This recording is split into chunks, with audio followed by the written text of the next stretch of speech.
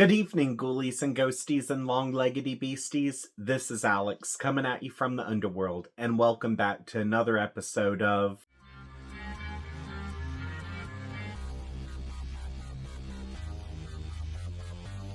This weekend. Not only am I knocking out another book from my extensive TBR, but my best friend Connie has returned for us to review the Gothic horror classic The Witching Hour by Anne Rice, which this was recommended by our good friend Tammy, who is a huge Anne Rice fan.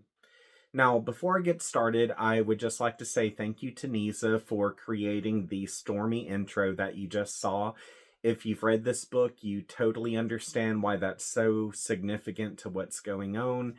And I would just like to reminisce on some fond memories because, oddly enough, this book is very dear to me and it actually brings me back to my childhood. So, if memory serves me correct, I was around 13 or 14 when I was first introduced to the works of Anne Rice. And at this time, I had already started down the path of Stephen King, Clive Barker, and Dean Koontz. But this came about because one holiday when we were gathered at my grandparents' house, my late Aunt Carrie and I were talking about books, and she stressed to me that I had to read The Witching Hour by Anne Rice because, as I quote, it was so beautifully written you could literally smell the magnolias. And since my Aunt Carrie was someone I had always looked up to, and I knew she had great taste, especially when it came down to horror literature, I knew I had to check this book out. Well, after the holiday was over, I took my allowance and ran off to our local used bookstore where I talked with the store owner named Bobby, which pretty much I think this woman had probably read every book that had ever been written, and I absolutely loved talking to her because we would have so many great conversations about literature. And when I told her that the next book I was going for was The Witching Hour, she absolutely gushed over the idea of me reading that, and she went on and on about how scary of an antagonist Lasher was, which that totally hyped me up even more. And without me telling her anything about what my aunt had said, she also told me that this book was so beautifully written that you could literally smell the magnolias. So, yeah, that was two people who said the same thing, and I thought that was kind of funny. But after I bought the book and read it, it was absolutely amazing. And I was so hooked on the Mayfair Witches that I read the entire trilogy, just one book right after the next. And even though I might not have actually smelled the magnolias like how my Aunt Carrie and Bobby had said that I would, I could totally see where they were coming from. For the most part, when I was a young adult, I thoroughly enjoyed this trilogy as being nothing more than an epic horror series. But as an adult, I feel like I was able to appreciate it on a deeper level because I was able to read beyond its surface value. And with that said, I did notice where Rice gave quite a few nods to pop culture and literature throughout, especially when it came down to her mentioning Great Expectations by Charles Dickens, which, in my opinion, if you've never read Great Expectations before, I think that if you were to read that book before reading The Witching Hour, it would add another level to this story, especially when it comes down to characters like Rowan and Michael. As a side note, I do have a surprise for everyone because a couple of months ago, Carrie and I went to New Orleans to visit some family and to also see the Ballet of Dracula, which was absolutely awesome. And in the process, we decided to visit the house that Anne Rice lived in when she created the Mayfair Witches. And as you can imagine, I was just totally fanboying out. I couldn't even construct a sentence. And after I was able to compose myself, I was able to gain this footage, which, by the way, does not do the house any justice whatsoever. All right, everyone, I am at the Mayfair house where Anne Rice lived while she wrote The Witching Hour, and there is a rose, probably from Lasher. And check this out. Look at it. It was believed that Anne Rice wrote in the room that's to the upper far left. Wow, just being here, it's just so amazing. I can't believe I'm actually here. And the house is really huge too, like it goes around so very far. Like, I mean, it just goes on and on. Like in the book where Anne Rice says the house could fit 1,000 Mayfairs. I mean, it honestly could. I mean, that is a big house. Since I got that side of the house, here's the other side. Look at that.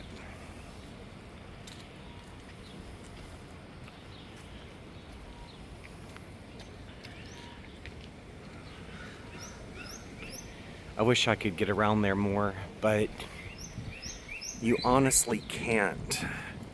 Like, it gets to a point where the greenery blocks it out.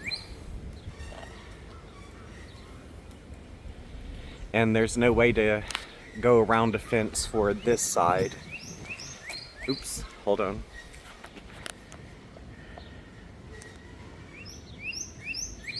You can somewhat see how far the house goes back here. Oh my God, y'all. If you ever get a chance to come to New Orleans, be sure to see this house.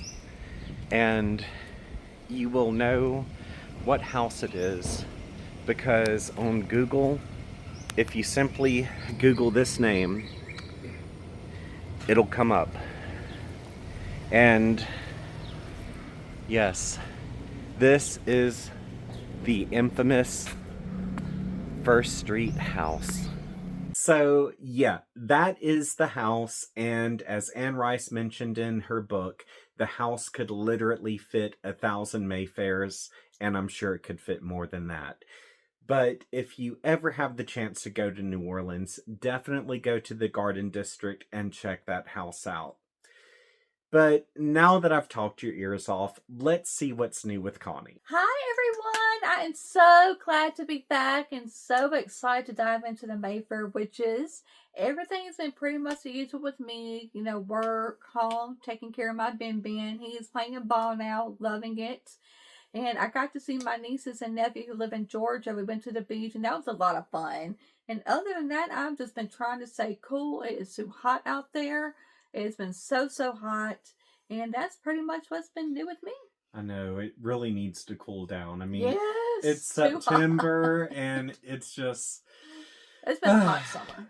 Anywho, I am just so very happy that you've returned to review this.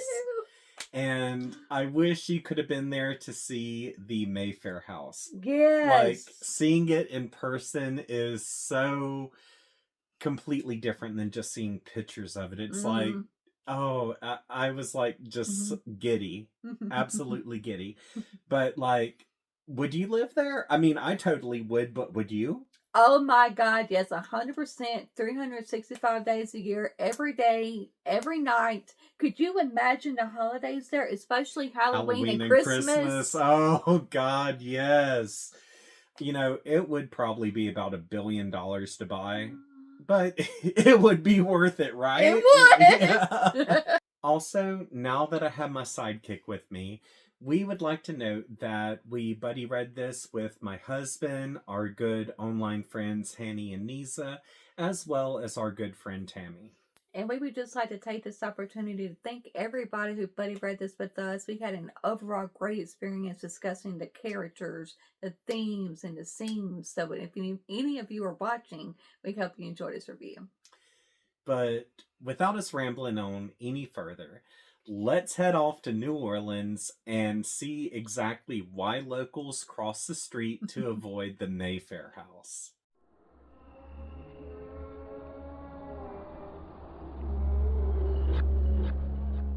The Witching Hour by Anne Rice opens up by introducing an investigator named Aaron Leitner who has dedicated his life to serving a secret society known as the Talamasca, where their overall goal is to analyze and document supernatural cases with historic accuracy. Which for Aaron, he dedicated himself to the case files in the Mayfair witches that date back to 1689, and from that time to modern times, which by the book standards is 1989, it is revealed that the Mayfair bloodline survived 13 generations, where current focus is regards to Deidre Mayfair and her daughter Rowan. As the plot shifts away from Erin, the focus zones in on Deidre, who's living out her final days in the unkempt Mayfair house located in the Garden District of New Orleans. And while she remains in a comatose state, she's cared for by three relatives and the family maid. And while she is being attended to, it is established that she is guarded by a malevolent spirit named Lasher. And while some believe he is the devil himself, he is actually a mysterious entity that was breathed into existence by Deidre's great ancestor. From here, the story moves to California and introduces Rowan, who at birth had been ripped from her mother's arms. And while she had seen and experienced her fair share of tragedy while growing up, as an adult she has become a renowned neurosurgeon. And with that, one tranquil morning while out on her houseboat, she encounters a drowned man at sea named Michael. And while Michael has been dead long enough to have no chance of being revived, she does the impossible and resuscitates him with simple CPR. Yet upon his return, he has gained a psychic gift. Shortly thereafter, chemistry sparks between Rowan and Michael, but unfortunately, Michael has to put their potential relationship on the back burner because he's been overcome with an intense longing to return to his childhood city of New Orleans. However, during the process of his journey, Deidre passes away, and at the exact moment of her death, Lazarus' spirit comes to Rowan as he is now part of her inheritance. Upon Rowan learning about Deidre's passing, she gets her ducks in a row to return to New Orleans so she can claim her inheritance and meet a family that she never knew existed. Meanwhile, as everything falls into place, Michael arrives at his destination. And by doing so, he meets Aaron, who takes him to the Talamasca sister house known as Oakhaven. And because of Michael's connection to Rowan, he presents him with the case files of the Mayfair witches. As he reads the case files, he learns of Rowan's heritage, and not only does he realize that her family tree is full of incest, homicide, possessions, and madness, but she is to play an important role in Lasher's maniacal grand scheme. However, even though Rowan has the power to fulfill the Mayfair prophecy, she also has the power to break the chain of her ancestors.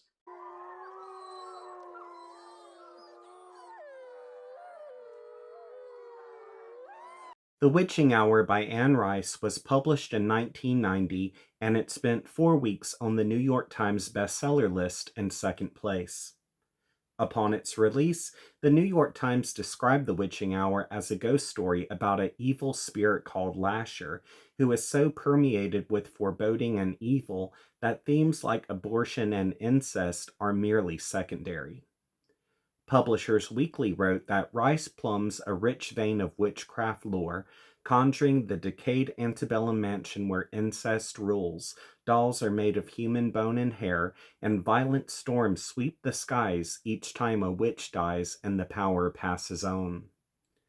Rice called The Witching Hour a Gothic epic, and said The Turn of the Screw is a wonderful haunting novel, but it is just the beginning.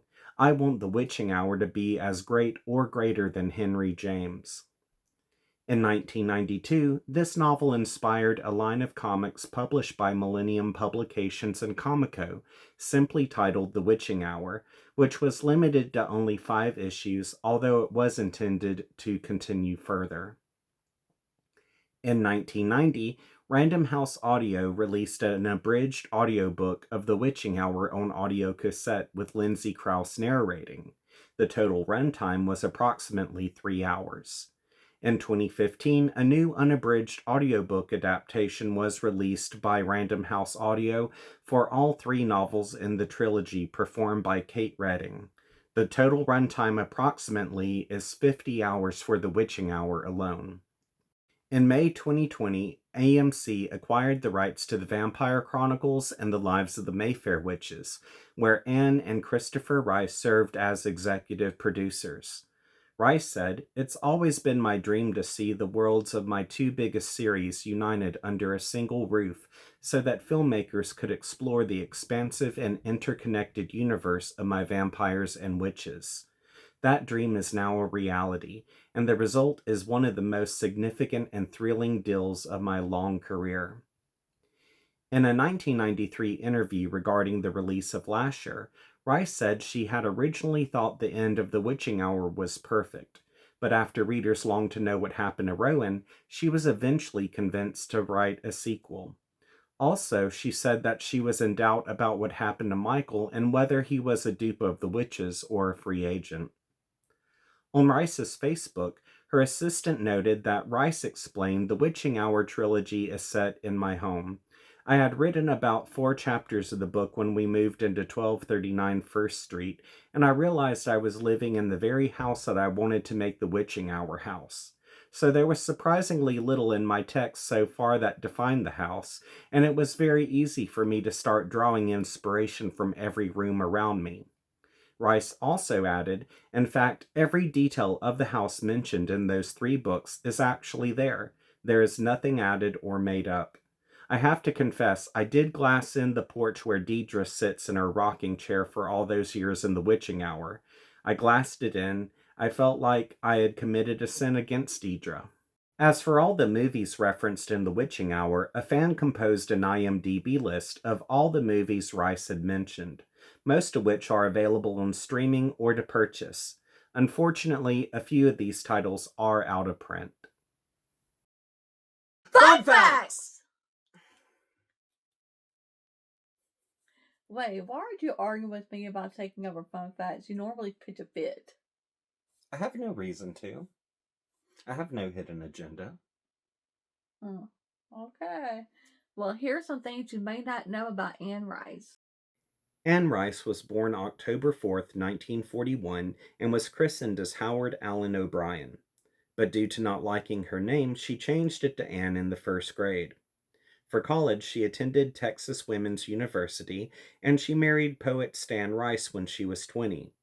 She received a bachelor's degree for political science, and she received a Master of the Arts degree from San Francisco State University for English and creative writing.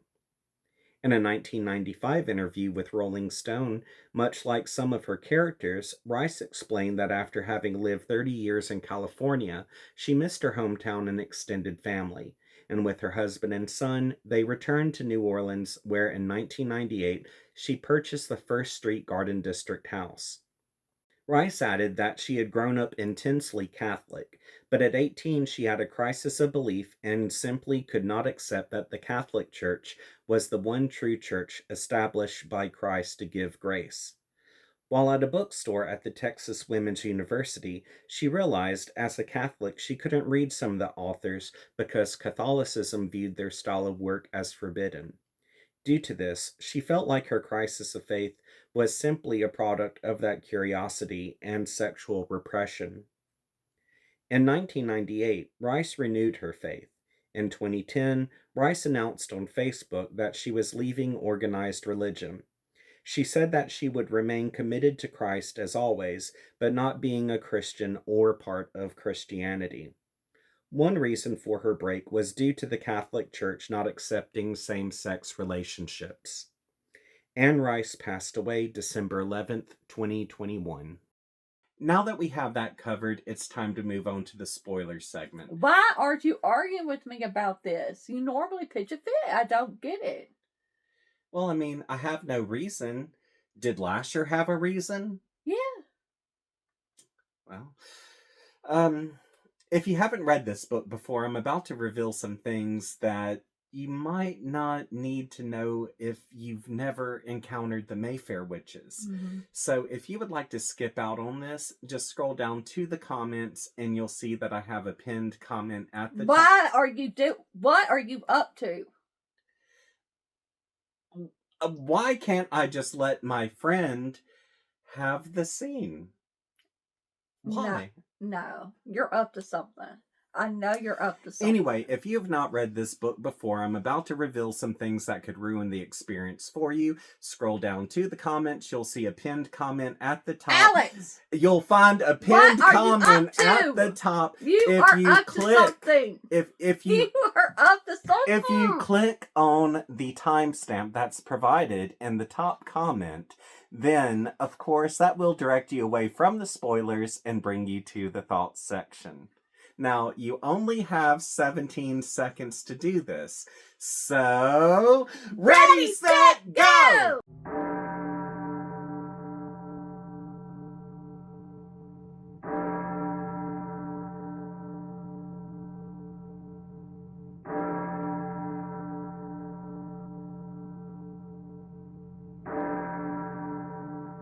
Since everyone's had the opportunity to click away, we would like to talk about a few of our favorite moments. Mm-hmm. And to be honest, there were a lot of moments in this book that were really, really good. Yeah. So narrowing it down was really difficult to do. Mm-hmm. Nonetheless, these are the moments that we felt were the best of the best. The first moment we would like to talk about is when Deborah had Lasher avenge her. Now, by this point, Michael is reading the Mayfair witch case files documented by a Talamasca member known as Peter von Arbel.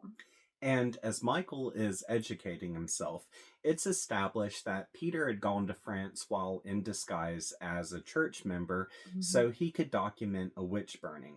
Then, once he arrived at his destination, he discovered that the witch who was actually going to be burned was a love from his past named Deborah. And with that realization, it is established that 25 years ago, he had rescued Deborah during her childhood because she had bear witness of her mother being burned at the stake. And from there, he had taken her to the Talamasca so that she can realize that her powers weren't for the devil and that she wasn't evil. Yet, after not listening to reason, she ran away, and eventually she became comfortable with the idea that she was in favor with the devil. Then, years later, she returned to Peter to express her love for him. And while she tried to convince him that they should run away together, he assured her that their place was with the Talamasca. Nonetheless, she was adamant on not being a part of the Talamasca, and since they were about to part ways for good, she showed her gratitude to Peter by making love with him, and it was in that passionate moment that their daughter Charlotte was conceived. Following that backstory, Peter explains that Deborah's trial came about because her two sons and mother-in-law not only accused her of murdering her husband, but they claimed that she actually had sex with the devil, and she worshipped a doll that she had crafted out of human bone. And while everyone turned against her, the daughter she bore with Peter ran away to the West Indies with her husband and her infant son to avoid witchcraft charges. And it's later explained that Deborah's husband had a mistress, and that was the reason why everyone thought she had killed him. Then, after Peter was granted access to Deborah's cell, where he gained privacy, it's revealed that Deborah had inherited the spirit of Lasher that her mother had called into existence as she had learned the black arts from a witch judge. Then, upon her death, Lasher will be inherited by their daughter, Charlotte. And furthermore, Deborah explains that Lasher had killed her husband due to his cheating, and his actions were against her command. Come the day of Deborah's execution, everyone's watching on peacefully as she's being brought down into the town square. And once her hands and feet are unbound, she cries out that she never hurt anybody and she doesn't worship the devil. And despite everyone screaming for her to be silent, she practically yells out, "You want to see witchcraft? I'll show you witchcraft," and calls on Lasher to exact her revenge. In turn, the stillness of the day gets invaded by high winds that the buildings cannot withstand. And as chaos reigns, stones and tiles come down on all of the townspeople, where her relatives and most onlookers are killed. Then, as the remaining survivors try to take shelter, Deborah takes this opportunity to run to the rooftop of the church. And upon Father Olivier pursuing her, she jumps to her death. But the scene doesn't end there, because Peter runs up from behind and pushes Father Louvier off the roof. I absolutely loved this scene. Deborah let those raggedy ass bitches have it, and I loved that for her. Because every stone, rock, pebble that hit them in the head, they absolutely deserved. When all this was going down, I was clapping, cheering, standing in ovation. And I wish I was there in person with my bucket of kettle popcorn To see the look on that social climbing, raggedy ass little mother in law of hers face to realize her ass was grass. The revenge was so sweet. And the cherry on the cake, my man Peter handled business when he pushed that fool off the roof. I mean, the whole scene just gave me everything I wanted as a reader. I agree. I totally agree. And aside from how sweet the revenge was, I learned a lot from the interaction between Peter and Deborah. Mm. Like, especially when they mentioned Mary Begot, like, I had no idea what that was, but it's like a child that's blessed with the powers of nature and seen to be the child of gods. And then also Peter was talking about how Lasher was a daemon, like spelled Daemon. And that's like a seen to be a god of the pagans. So that was all pretty cool, and I completely agree. The carnage was awesome, but I'm happy that I was also able to learn while this was going down. The next moment we would like to talk about is Peter's death. Now, at this point, Peter had rebelled against the Talamasca and their warnings, and he went to visit Charlotte in Saint Domingue so he could tell her not to trust Lasher. Well, after a fortnight of being held prisoner at her plantation known as Mayfair, he was able to escape where he wrote to Talamasca, where he informed them that he had got more involved with the witches and Lasher than what he had liked. From here, it's documented that Peter was welcomed into Charlotte's home, and upon them having dinner, he discovered that Charlotte's father-in-law was possessed by Lasher. And after he brought this to her attention, she said that Lasher had only started to learn how to possess. To which Peter warned her that Lasher was dangerous and he is a manipulator. Yet Charlotte refused to listen. She claimed that she was in control and she had plans to study Lasher and make use of him. As they continued to discuss the matter, Charlotte got Peter intoxicated, and after he reached a weakened state, she lured him to a shack where not only did he become her prisoner, but he became her sex slave, where he was intended to impregnate her. So, come the day when Charlotte realized she was pregnant, she allowed Peter to leave. But before they parted ways, she explained that she made Lasher vow no harm would come to him. And yet, as Peter's documentation continues, he elaborated on how Lasher stopped him from the moment he left Mayfair, such as he was traveling down the Lonesome Road. Lasher was coming to him in the darkness and taking on multiple forms. Among them was as a doppelganger, and then shape-shifted into Deborah. Then, as Peter continued forward, even though he was praying for safety, he started to hear what sounded like trees splintering apart in the distance. Now, at first, Peter thought this sound was because Lasher was uprooting trees. But as he approached a cemetery that he had earlier passed in order to get to Mayfair, he realized that Lasher was actually busting open its graves. Which, even though Peter was scared of cemeteries and dead things, he had no choice but to continue forward where Lasher had puppeteered the dead bodies he had just exhumed. But even though Peter was able to escape and return to society, 2 weeks later, the Talamasca received word that workers had found his dead body at the cemetery as they were trying to repair the damages that Lasher had caused.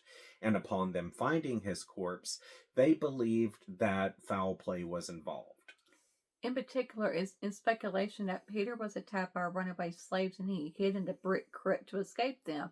However, while he was hiding there, he became trapped by debris in a fallen tree. At this point, Peter's story ends on a note where his assailants were never found, which, because of what happened to him, people stopped using the cemetery. And even after 100 years had passed, locals still believed that cemetery was haunted. Y'all, this moment has always scared the absolute living hell out of me. Like, when I was a kid, the idea of cemeteries and the living dead, they were absolute nightmare fuel. And as an adult, even though I'm indifferent to these subjects, returning to this scene still just freaks me the hell out, and it makes my skin crawl, especially how it's described when the puppeteer corpses surround Peter. Like, that's just I know. But what haunted me so much about this moment is the fact that Peter died alone in a tomb surrounded by everything he's terrified of. Mm-hmm. And even though we don't have a description of his final moments alive in that tomb, if you're scared of cemeteries and you're claustrophobic, you know his death was bad. Yeah, plus this really puts in perspective how a horrible event can make history because 100 years later, people are still convinced that cemetery is haunted. And it also goes to show how a horrible act can taint a place for generations to come. The next moment we would like to talk about is Lasher's birth. Now, at this point, Rowan and Michael have both read the file on the Mayfair witches and they have decided to get married and move into the house on First Street, and Lasher had begun to make himself more known. Which, over this period, they discovered that 13 witches and a doorway are both important factors to Lasher, except they're not exactly certain how these factors come into play. Upon Michael and Rowan discussing Lasher with Aaron, it becomes relevant that Lasher must be destroyed. And since no one has a solution, Rowan suggests that she might contact Lasher to learn more because maybe he could give information that could be used against him. Which, in response, Michael and Aaron are both very adamant that she not contact Lasher, because there's the chance that Lasher could separate her from them. From here, we fast forward to Rowan's wedding night where Lasher tries to seduce her while she is alone. And after he disappears, Michael approaches her and predicts she is pregnant. Shortly thereafter, because of there being some loose ends that Michael needs to tie up in California, he goes to handle business while Rowan stays behind. And even though she's promised Michael that she would not contact Lasher, she does the exact opposite and contacts Lasher. And instead of her gaining information that could lead to Lasher's defeat like how she had hoped, or even them having a kick-ass showdown, Lasher seduces her. And they have sex again and again and again and again and again and again and again. Following this, Roman threatened Aaron and told him to stay away from them. And Michael returned home after a string of bad luck, and Lasher explained to Roman the bargain he had made with their ancestors. In particular, he explained that in the covenant between he and the witch, he would obey her every command if she bore him a female child that would inherit her power, which in the process, each witch in the Mayfair bloodline would progressively become stronger than her predecessor. And upon the 13th witch inheriting everything before her, a door opened that would not only allow Lasher to live in the flesh, it would allow all the previous witches to be saved and avenged. Come Christmas Eve, due to Lasher not wanting Michael to be present when he's born, Rowan tries to force Michael out of her home to save his life. And since Michael doesn't understand why Rowan's treating him this way and he's refusing to leave, she slaps him in the face, shoves him at the door, and demands that he leave. And once he doesn't leave, she ends up shooting him up with a sedative and sending him off to Aaron. And once she's all alone and the clock strikes midnight, she goes into labor. And at this point, Lasher attacks her, and despite her best efforts to rebel, he shoots up inside of her womb and causes her water to break and blood to go everywhere. Out of desperation, she tries to telepathically reach out to Michael to warn him that although she tried to kill Lasher and trick him, she failed and now he is inside their child. Then, after she gives birth, Lasher speaks to her through the body of the newborn. And because of the power that Lasher has where he can manipulate cells, he transforms the newborn's body into the body of a full-grown man within the matter of a minute. I knew Rowan was powerful, strong, a badass. I just knew in my bones she was going to show up, show out, and send Lasher running with his tail between his legs. I just knew it. And when they had their first, encounter, I was on the edge of my seat, had my popcorn, because I just knew she was going to go hardcore and kick his ass. But then she let him seduce her again and again and again and again. They had a lot of sex, y'all. I was like, I couldn't believe it. I could have threw my book down at that point. Rowan, I was rooting for you. We were all rooting for you. And this is how you repay us? Rowan, my child, you disappoint me. Secondly, the birthing scene was brutal, and to see Rowan cry that she didn't want this was heartbreaking, as so many women have no choice when it comes down to consent. But Rice doesn't stop there because aside from this being emotionally brutal and us finally realizing that Rowan was trying to trick Lasher so she could defeat him, but it backfired, Mm-hmm. the birthing scene is perhaps the most grotesque moment of this book. Like, it is gory and hardcore. Mm-hmm. And even though Rice doesn't go to a splatterpunk level with her description, what she does provide the reader is very unsettling. The final moment we would like to talk about is when Michael went to hell. So, after Lasher was made flesh, Michael woke up on Christmas morning where he realized he had failed to save Rowan from Lasher. From here, he goes home to find what appears to be a male twin of Rowan, and it's in that moment he realizes the stranger is Lasher, and he believed Rowan willingly sacrificed her child. Which, as Michael beats Lasher down, Lasher mocks him and runs outside where Michael pursues him. Mm-hmm. But while Michael continues to well away on him, Lasher throws him in the pool. And this time, when Michael drowns, he gets sucked into a tunnel of redness where he hears drums in the distance. Now, at first, Michael thinks this is all just an illusion, but after Nun slaps him, he sees that he's surrounded by all the dead Mayfair witches. And upon Michael interacting with the Mayfairs, they explain he did everything that was expected of him. And now that Lasher has been made flesh and Rowan has opened the 13th door, they all have the opportunity to be born again. And if Michael wishes to be amongst the living, all he has to do is wait his turn and use that same doorway. Meanwhile, as all the Mayfairs appear in a grotesque state in which they died, Cortland approaches and reveals that the fire that killed Michael's father wasn't an accident. Also, Cortland explained to Michael that everything throughout his life had been premeditated to put him where he needed to be. This way, he and Rowan would birth a child that would become Lasher. Which, this concept goes against Michael's staunch belief that we are all born with free choice. Even still, Michael is adamant that this is all just an illusion created by Lasher, that we do have free choice, and that this hellscape isn't the afterlife. Then, before he's revived, Deborah explains to him that when he died at sea, they revealed everything that would happen if he returned to life. And since he so desperately wanted to live again, he agreed to fulfill their prophecy.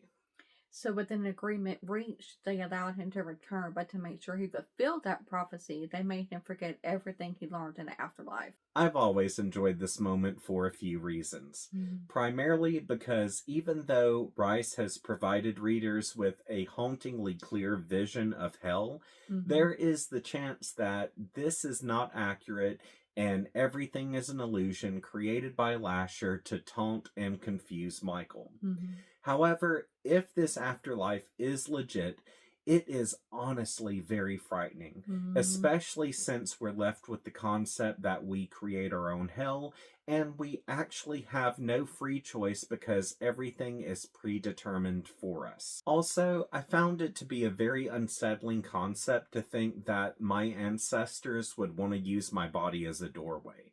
And if they were to use it the way Lasher used Rowan, would I have to be pregnant 12 times throughout my life, or would I be pregnant with 12 babies all at once? Yeah, even so, have no other purpose other than bear children is disturbing. And I say that to be looked at that type of light, it just loses all humanity. And for a woman to be looked at as nothing more than a breeder or a baby maker is just horribly abusive.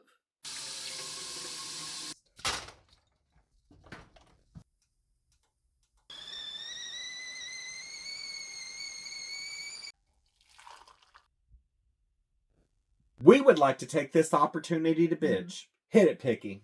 Today, I would like to take the time to talk about Rowan. I mean, it started out reasonably well. I liked her. She was a badass. I thought she was a character to root for. I mean, she could heal and kill. I just knew that she was going to be the one to stop Lasher.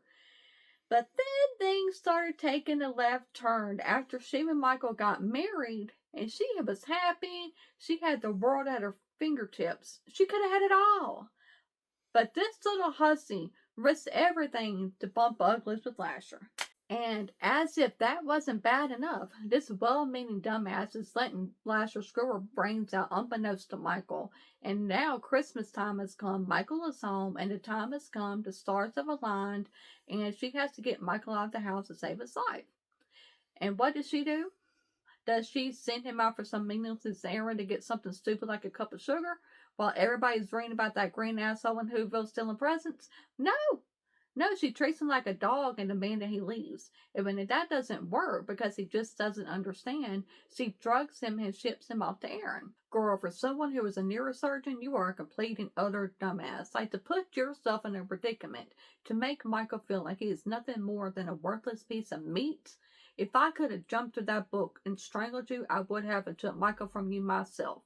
You may have had some grand little plan to make Elijah cry like a little bitch, but at the moment, you're complete trash. I would like to take this opportunity to bitch about that old miserable asswipe who beat the odds of life and lived to see her golden years. Mm-hmm. That's right, peeps. I'm talking about the woman who could make Satan weep, Carlotta. Mm-hmm. Now, here's what's up with what went down. I understand that Carlotta has been through some shit and she's seen some shit throughout her life. Mm-hmm. But that does not give this Garden District dumpster fire the right to instigate her little sister's death while everyone's bumping it at the crib. Mm-hmm. Nor does it give her the right to scratch out her niece's eyes like she's a damn feral swamp beast. Mm-hmm. Nor does it give her the right to hold her great niece as a prisoner, force her to birth a baby that she's just going to yank right out of her arms and give away to the relatives, and then keep her like a vegetable because of all of the damn shock treatment and drugs that she has her own. And you know what? This is just the high points of what this asshole has done. Now, I'm going to play devil's advocate for a moment because I understand her main goal was to break the chain of the Mayfairs and to rain on Lasher's parade. Because let's face it, Lasher was nothing more than a scrub-ass version of Casper who wanted to live. And while I can appreciate her determination, there had to have been a fleeting moment in her crusty ass when she had to realize that the road to hell was paved with good intentions.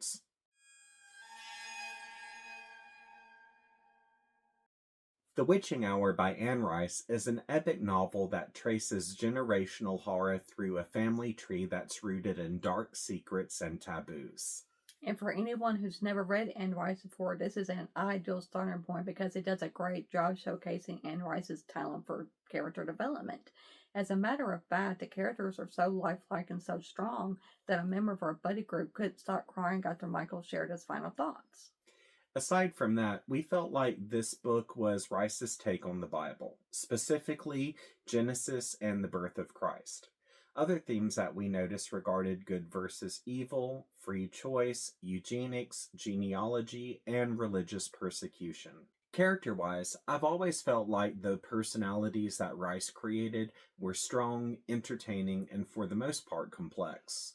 And the best way we could sum up her talents is to say that every time a character stepped onto the page, they carried a heavy vibe with them, and that they had so much personality that even the most irrelevant side character felt like a living, breathing person. With that said, even though I feel like each character sparked emotion in some fashion, I felt really connected to Rowan, Michael, and Deidre because they had gone through a constant line of tragedy and they really just pulled at my heartstrings. Aside from them, I found Carlotta to be really interesting because she was a good reminder that the road to hell is paved with good intentions. However, as far as the Mayfair Witch Files are concerned, I really was invested in Peter, Antha, and Stella for the same reasons why I felt connected to Michael, Deidre, and Rowan. Also, Deborah was badass, especially when it came down to her wrath. That was badass. Two characters I connected with was Aaron and Michael. They were just so sweet and innocent and just wanted to help and protect people, to live this good and normal life. And Aaron is just such a grandfather figure, innocent and warm and fuzzy. I just wanted to grow powers so I can join a telemaster with him. And I liked Roman too. At first she was a character to root for. She was badass, and I really thought that she was going to get Lasher, but due to the scene, due to spoilers I can't talk about, it left me shocked and furious. I mean, I did not think there was going to be a good ending, but what did happen wasn't on my bingo card. Now, before we get deep into the themes, we collectively felt like the Mayfair Witch Files was Rice's take on Genesis. And instead of the text focusing on what male begot what son, it focuses on what woman begot what child.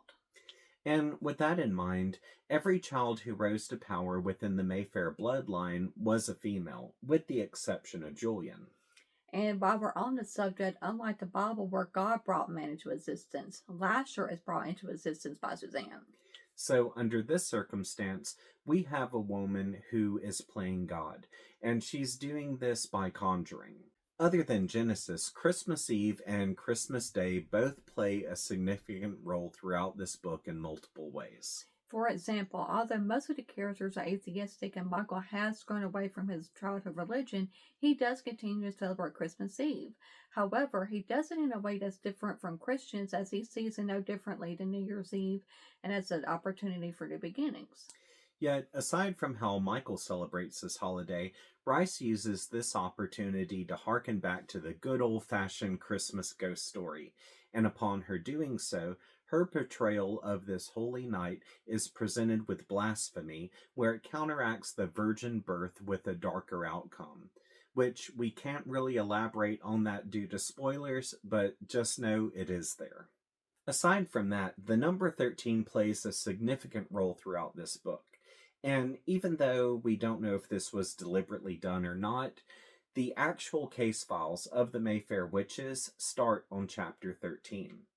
Also, the 13th witch was really important to Lasher. And as we know, the number 13 is considered very bad luck and very diverse in superstition. But it would also be wise to note that Judas was the 13th guest who sat at the table during the Last Supper. Theme-wise, this book presents quite a few subjects. And while I feel like we're only touching the tip of the iceberg here, these are the subjects that stood out to us the most. First off, free choice is a huge focus of this book, which a lot of it regards a woman's right to an abortion or to keep her child after it's born. Yet, this subject is also relevant with Michael as he chose to return to the world of the living. And it's also seen with Rowan as she had the choice to break the chain that Lasher had curated. Furthermore, as we're taught that God gives us free choice, there's a scene at the end that presents us with a hopeless scenario, specifically one that indicates that no matter what we do, our decisions of fate are predetermined, and free choice is nothing more than an illusion. Tagging on to that is the subject of good versus evil. And for the most part, it seems like Rice's characters are crafted in a way to show that everyone has the potential to do one or the other.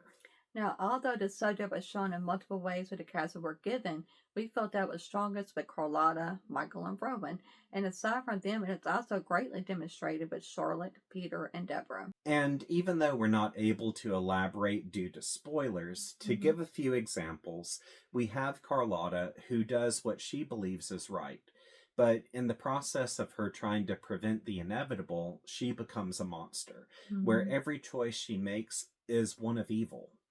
Also, we have Rowan, who, by all accounts, has saved numerous people. However, on the other hand, she has killed people who have wronged her and her family. Aside from them, we have Michael, who does have a few hiccups here and there, but for the most part, he remains the hero throughout the story. And despite what all happens to him, he remains in the mindset that regardless of what a person does, they are still good at heart. Another strong subject we noticed was religious persecution, where throughout the book, Rice gave multiple demonstrations on how religious zealots stigmatize what they don't understand. And since this book stretches from the burning times to current day, Rice takes every opportunity to show that this negative mindset has always existed. Yeah, for example, even though the Mayfair bloodline from Suzanne all the way to Deidre were considered to be witches, none of them actually worshipped the devil. Other than the Mayfairs, while the Talamasca had these great psychic powers and they didn't believe in the devil, they were still demonized simply because they were different. And with that being said, I found it interesting that after one circumstance, a Mayfair thought that her powers and the powers of the Talamasca were from the devil, which is because the church had pounded into her head that anyone different and had abilities had to have been in favor with the devil. Which her reaction to the Talamasca and herself shows how when something is demonized, eventually that person will believe the stigma to be truth. And from here, they will go down one of two paths. One, they'll eventually accept themselves, or two, they'll go down a path of self destruction because they believe that they are an abomination. While on the subject of religion, even though this volume doesn't establish exactly what Lasher is, some of us considered that he could possibly have been an elemental who was brought into consciousness by Suzanne. And since a lot of characters in the book associate Lasher with the devil when he isn't, it reminds us how Christians confuse horned entities with Satan, even though it has nothing to do with them, which is because they use all horned gods as a blueprint of the personification of evil. With that in mind, I think this book is a great way to show that spirituality isn't as black and white as what some people may think, and the great beyond is possibly a great deal more complex and diverse than what we realize. Next up is the subjects of genealogy and eugenics. Now, as far as genealogy is concerned, this book serves as a cautionary tale, specifically one that shows how important it is for you to know your heritage. Which this is mostly seen by Rowan, who was struggling to understand her powers prior to reading the Mayfair Witch case files, and had she had a better understanding of herself and of her gifts and everything, she possibly could have had a better game plan against Slasher had she known. Like, I don't know if this is just me or not, but personally, I felt like because of how Lasher was passed down from witch to witch, Mm-hmm. this was showing how problems can be inherited. Mm-hmm. Like, even though Lasher was an external inheritance, Mm-hmm. he made me think about how mental and medical problems can be passed down from ancestor to ancestor. So let this be a reminder that not only is it important to know your family history, it's also important to know your family medical history. And last is the subject of eugenics, which anytime this comes into play, it regards the idea of strengthening or keeping a bloodline superior through incest. Which, if you haven't read this book before, I'm here to tell you now, it is full of incest. And instead of this topic covering racism, which is a common theme with this subject, it is used to strengthen the Mayfair bloodline with each generation. So that's only just a small portion of what to expect from this book. Mm-hmm. Like, there's so much more we could have discussed, like the medical side, the Mm-hmm. scientific side. Mm-hmm. I mean, it just goes on and on and on. Mm-hmm. And, I mean, hell, we could even talk about the necrophilia, but who in their right mind would have sex with a dead body? I mean, Connie, would you? Oh my God, yes, 100%, 365 days a year, every day, every night. Anywho, overall, this book is definitely one that will always stay with me. It absolutely scared the hell out of me again. And of course, it creeped me out. And it did have quite a few moments where there was a pretty decent gross out. Personally, didn't scare me, but there were some parts that grossed me out and did creep me out. The Witching Hour by Anne Rice is a masterpiece that is just as beautiful as it is haunting. And ever since I was a kid, I felt like this is what would happen if the Canterbury Tales had a three-way with Great Expectations and Rosemary's Baby.